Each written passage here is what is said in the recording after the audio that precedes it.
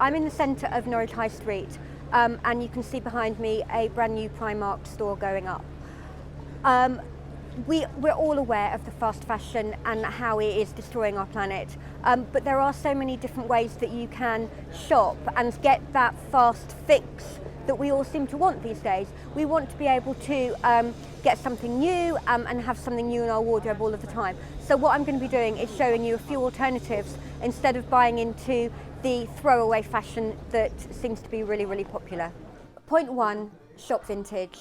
There's nothing new in fashion. So at the end of the day, designers will take inspiration from past decades. So all of the trends that you see coming through on the runways have all been seen before. So you can shop the original inspiration by coming into a vintage shop and find all the trends you need. Point two, charity shopping. I know a lot of people don't like the thought of buying from a charity shop, but at the end of the day, you can get all the same labels that you get from a high street in a charity shop. So why do you have to buy something new? You can buy anything that you need from a charity shop. Okay, so point three, swap. You can either hold a swapping party with a few of your friends at home, or you can come somewhere like this, which is actually in the Castle Mall in Norwich, where you can bring in your old bits and pieces that you don't wear or don't want anymore.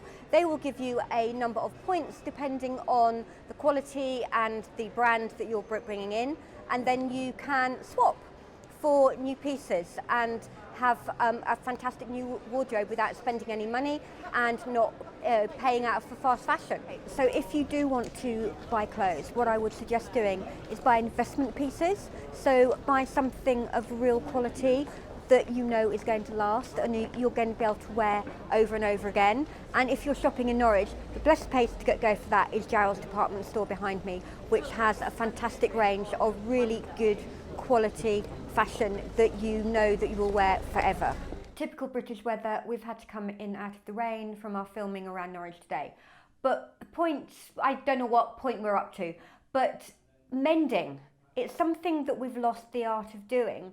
As soon as something has got a tiny little tear or we lose a button, it's toss it.